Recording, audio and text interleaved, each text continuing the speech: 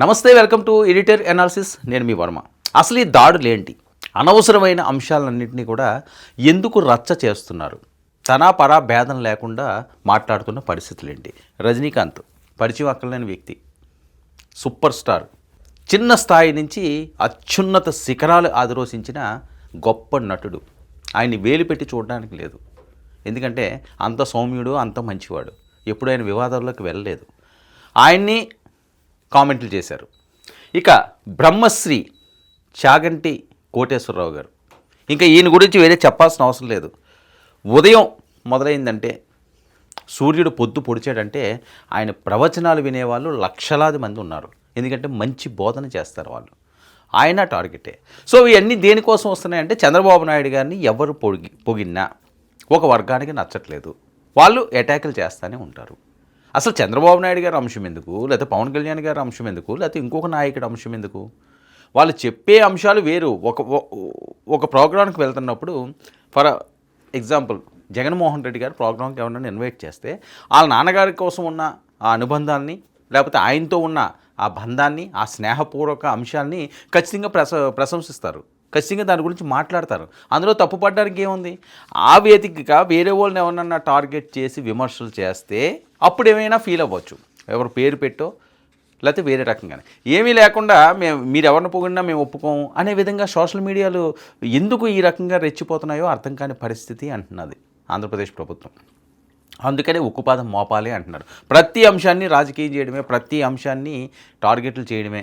కొంతమందిని, అంటే ఎవరితోటి మాట పడని వాళ్ళని కూడా ఈరోజు రోడ్డుకు లాగుతున్న కొన్ని ట్రోల్స్ వీడియోలు. వైసీపీ సోషల్ మీడియా బ్యాచ్ అని ప్రచారం, ఎవరిని లెక్క చేయటం లేదు అని. ప్రసంగమో రాజకీయమో తెలియకుండా ఎడాపెడా దాడులు. రజనీ నుంచి చాగంటి వరకు ఎవ్వరిని వదలని విపరీత ధోరణి. అంటే వైఎస్ఆర్సీపీ వాళ్ళు దీన్ని ఏదో చిలవల పలవలు చేసి చాగంటి గారు ఏదో అన్నారు, లేకపోతే అవమానించారు వీళ్ళని, చంద్రబాబు నాయుడు గారిని పొగిడేరు, ఆయనకి ఏదో పదవి ఇచ్చారు కాబట్టి పొగిడేరు అని చెప్పి ఆయన మాట్లాడే పరిస్థితి. అప్పట్లో రజనీకాంత్, ఇప్పుడు బ్రహ్మశ్రీ చాగంటి. చంద్రబాబు గురించి ఒక్క మంచి మాట ఎవరు మాట్లాడినా, అభినందించినా, ప్రశంసించినా వైసీపీ ట్రోల్స్ ఆర్మీ లక్ష్యం ఒకటే దాడి. వైసీపీ ట్రోల్స్ ఆ రకంగానే ఉంది అని లక్ష్యం ఏంటి? ఒకటే దాడి. సరే, ఆ దాడి చేసే వాళ్ళు ఎవరు, వాళ్ళకున్న నేచర్ ఏంటి, వాళ్ళకున్న బ్యాక్గ్రౌండ్ ఏంటి, వాళ్ళు ఏం చేస్తుంటారు, వాళ్ళు రాజకీయాల్లో ఉన్నారా, రాజకీయాలు ఏమైనా చేస్తుంటారా? ఒకడు గొప్ప నటులు, మరొకరు ప్రవచనకర్త. మరి ఇలాంటి వాళ్ళని కూడా మనం కామెంట్లు చేసుకుంటూ వెళ్ళిపోతే ప్రజలు ఏమనుకుంటారో అనే ఆలోచన కూడా లేకుండా, అంటే ఎక్కడో దగ్గర కట్టడి చేయాల్సిన అవసరం ఉంది. ఎవరు వైసీపీ పెద్దోళ్ళు ఎవరో చెప్పారు దీన్ని మాట్లాడారని కాదు. ఎన్టీఆర్ శత జయంతి వేదిక మీద రజనీకాంత్ చెప్పిన కొన్ని మాటలకు అప్పట్లో బూతులతో దాడి, అధికారం అండతో కొంతమంది విచ్చలవిడిగా పెట్టిన పోస్టులు. ఇప్పుడు కుటుంబ విలువలు ప్రసంగంలో చాగంటి చెప్పిన నైతిక మాటలకు కూడా అదే ఉన్మాదంగా చేస్తున్నారు అన్నది వస్తున్న టాక్. తల్లిని గౌరవించాలి, కుటుంబాన్ని నిలబెట్టాలి అన్న బ్రహ్మర్షి చాగంటి కోటేశ్వరరావు సందేశాన్ని కూడా రాజకీయ కళ్ళజోడుతో చూసే పరిస్థితి ఈరోజు ఆంధ్రప్రదేశ్లో వచ్చింది. ఎవ్వరూ కూడా రాజకీయ కళ్ళజోడుతో ప్రతిదీ చూడొద్దండి. చూస్తే అదంతా వేరే రకంగా కనిపిస్తుంటుంది. ఎందుకు ఆ రకంగా చేస్తున్నారో, ఎందుకు ఈ రకంగా మాట్లాడుతున్నారో, ఎవరు ఏం మాట్లాడినా సరే అందులో తప్పులు ఎందుకు ఎదుగుతున్నారో అర్థం కాని సిచ్యువేషన్. చంద్రబాబు రాష్ట్రం కోసం కష్టపడుతున్నారు అనడం, తల్లికి చెప్పలేని మంచి పని చెయ్యొద్దు, తల్లికి ఏదైతే మనం చెప్పుకోలేకపోతున్నామో ఆ పని ఎప్పుడూ చేయొద్దు అంటున్నాడు ఆయన. అందులో తప్పే ఉందండి. ఆయన చాలా గొప్పగా చెప్పాడు, ఆ తల్లి గురించి చాలా గొప్పగా వర్ణించాడు. అసలు తల్లి లేకపోతే ఇక్కడ భూమి ఉంది, భూమాత ఏముంది? తల్లికి ఇచ్చే విలువ ఎంతమంది ఇస్తున్నారు? ఈరోజు కోట్లాది రూపాయలు ఉన్న తల్లికి కానీ తండ్రికి కానీ అనారోగ్యం వస్తే వెళ్ళి ఓల్డేజ్ హోమ్లో పడేస్తున్నారు, ఇదిగో ఇంత పంపించేస్తున్నాం, లేకపోతే విదేశాలు పోతున్నారు, అక్కడి నుంచి ఇంత డబ్బుని పడేస్తున్నారు. అంటే ఏదో అది రుణం తీర్చుకోవాలనుకుంటున్నారో, లేకపోతే ఎవరికో ఏదో చారిటీ ఇచ్చినట్టుగా మనని కని పెంచిన వాళ్ళకి మనం చూస్తున్నాము అంటే ఎంత దౌర్భాగ్యమైన స్థితిలో మనం ఉంటున్నాం అన్నది మనస్సాక్షితో ఆలోచించుకోవాల్సిన అవసరం ఉన్నది. ఆ తల్లి లేకపోతే నీకు సంపాదన ఎక్కడి నుంచి వచ్చింది? ఆ తల్లి లేకపోతే నీ బతుకు ఎక్కడి నుంచి వచ్చింది? ఆ తల్లి లేకపోతే నువ్వు భూమి మీద ఎక్కడ ఉంటావు? ఇది కదా ప్రతి ఒక్కరు ఆలోచించుకోవాల్సింది. తల్లికి ఏ రకంగా నువ్వు వెలకడతావు అని వాళ్ళు ప్రవచనాలు చెప్తారు. ప్రతిరోజు వాళ్ళు చెప్పేవి అవే. మంచిగా ఉండమంటారు, భక్తిభావంతో ఉండమంటారు, చరిత్రలు చెబుతారు, పురాణాలు చెబుతారు.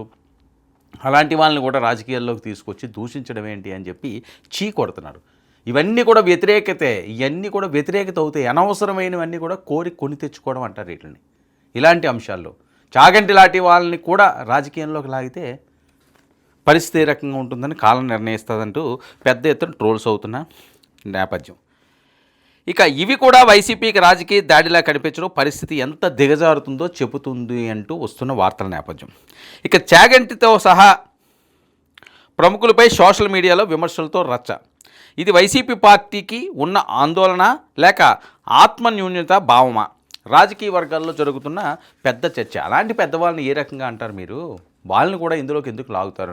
అసలు చాగంటి ఏమన్నారు, ఎందుకు ఇంత రాద్ధాంతం అవుతున్నదో ఒకసారి చూడండి. అందులో ఉన్న తప్పేంటో ఒప్పేంటో. మన గౌరవ ముఖ్యమంత్రి నారా చంద్రబాబు నాయుడు గారు స్వయంగా ఒక వ్యాసం రాశారు. తల్లికి జేజే, తండ్రికి జేజే, గురువుకు జేజే అని ఒక పుస్తకం ఉంది. ఆ పుస్తకంలో బహుశా నాకు జ్ఞాపకం ఉంటే 3వ వ్యాసం అనుకుంటాను. ఆ వ్యాసంలో ఆయన ఒక విషయం ప్రస్తావన చేశారు. వాళ్ళ అమ్మగారి పేరు అమ్మಣ್ಣమ్మ గారు. ఆవిడ చిన్నతనంలో చంద్రబాబు నాయుడు గారిని పిలిచి ఒక కథ చెప్పారట. ఒరేయ్ నాన్న, మనిషి కష్టపడాలి. ఎందుకు కష్టపడాలో తెలుసా? ఒకరింట్లో ఒక పంది, ఒక నక్క 2 ఉండేవి. ఆ పంది చాలా కష్టపడి పనిచేసి మధ్యాహ్నం ఇంటికి భోజనానికి వచ్చేది. నక్క పని చేయడం మానేసి చెరుకు తోటల్లో తిరుగుతూ ఊళలు వేస్తూ వచ్చే ముందు బురదలో పొర్లాడి వచ్చేది. పంది ఒళ్ళు కడుక్కుని వచ్చేది. ఇంటికొచ్చి శుభ్రంగా ఉన్న పందిని చూసి ఇదేం పని చేయలేదనుకుని మంచినీళ్లు మాత్రమే పోసేవాడు యజమాని. నక్క ఒంటి నిండా బురదంటించుకోవడం చూసి ఇది బాగా కష్టపడింది అనుకుని బాగా దానికి తిండి పెట్టేవాడు. మోసం ఎన్నాళ్ళు దాగుతుంది? కొన్నాళ్ళకి ఎవరు కష్టపడుతున్నారో తెలిసిపోయింది. తెలిసిపోయిన తర్వాత నక్కని కొట్టి తరిమేసి పందికి తన పిల్లనిచ్చి పెళ్లి చేసి ఇల్లరికం అల్లుడిగా తెచ్చుకున్నాడు రా. ఇంటి పనివాడు ఇంటల్లుడయ్యాడు రా. కష్టపడిన వాడు వెనక్కి తిరిగి చూడడు జీవితంలో. కష్టపడడం నేర్చుకో అని మా అమ్మ నాకు చిన్నతనంలో చెప్పింది. మా అమ్మ చెప్పిన కథ నా జీవితానికి దిశానిర్దేశం చేసింది. ఆనాటికి ఈనాటికి ఏనాటికి నాకే కాదు మా ఊరంతటికి అదే భగవద్గీత. నేను యథాతథంగా ఆయన వ్రాసిన వ్యాసంలో మాటలే చెప్తున్నాను. ఆ మాటలే నాకు స్ఫూర్తి. ఇప్పటికీ కష్టపడడం నాకు అంత సంతోషం. ఆ కష్టపడడం అన్నది నేను మా అమ్మగారి దగ్గర నేర్చుకున్నాను. ఆ కష్టపడే ఇవాళ ఈ స్థితికి వచ్చాను. నేను ముఖ్యమంత్రినైనా మా అమ్మగారు మాత్రం మా ఇంట్లో గట్టిగా 3 రోజులు ఉండడానికి ఇష్టపడేది కాదు. మళ్ళీ వెళ్ళిపోయి ఆ నారావారి పల్లెలో తెల్లవారి 5 గంటలకి లేచి గొడ్డు గోద పొలము పనులు అవి చేసుకోవడం, ఆ కష్టపడ్డము ఆవిడికి ఎంత సంతోషము అని అమ్మగారి ప్రేరణతో తాను ఎంత వృద్ధిలోకి వచ్చారో వ్రాసుకున్నారు. అది చాగంటి అన్న సుదీర్ఘంగా. దానికి ఏమి తప్పెక్కడ కనిపించింది? అందులో ఏమి ఇబ్బంది అయిందో మరి. వైసీపీకి లీడర్లకు శ్రేణులకు ప్రత్యర్థులపై దాడి చేయడం పని. ప్రజాస్వామ్యబద్ధంగా ప్రజల వాక్ స్వాతంత్రాన్ని గౌరవించడం రాదా? ప్రజాస్వామ్యాన్ని మంచిగా హుందాగా మాటలతో చెప్పే అలవాటు పోతుందా? రజనీకాంత్పై జరిగిన దాడికి ప్రతిఫలం గత ఎన్నికల్లో వైసీపీకి భారీ మైనస్ అన్న విశ్లేషణలు. మళ్ళీ ఇప్పుడు అదే తప్పు చాగంటి విషయంలో పునరావృతం చేస్తున్నారు. జగన్మోహన్ రెడ్డి వంటి పెద్దవాళ్ళు ఖచ్చితంగా ఎవరైతే ట్రోల్ చేస్తున్నారో వాళ్ళకు మెసేజ్ పెట్టాలి, ఒక అటాక్ ఇవ్వాలి. ప్రతిదీ రాజకీయం చేయొద్దు, మన టార్గెట్ 2029 అని చెప్పండి, తప్పులేదే. 2029లో మీరు గెలండి. కానీ ఇవన్నీ కూడా ప్రజల్లో నానడం, ప్రతి ఒక్కరు దీన్ని చర్చించుకోవడం, మళ్ళీ వీళ్ళు ఇలాగన్నారా అనడం, అదంతా జగన్మోహన్ రెడ్డి గారికి వెళ్ళి తగులుతుంది. ఎవరైతే సోషల్ మీడియాలో హ్యాండిల్స్ ఉన్నాయో, తెలుగుదేశం పార్టీ అవనియండి, జనసేన అవనియండి, లేకపోతే వైఎస్ఆర్సీపీ అవనియండి, ఇంకొక పార్టీ అవనియండి, మీకేమీ కాదు. మీరు శృతిమించారంటే మిమ్మల్ని తీసుకెళ్ళి బొక్కలో వేస్తారు, అది ఓకే. కానీ మీది పోయేది ఏంటంటే పార్టీ పరువు పోతుంది.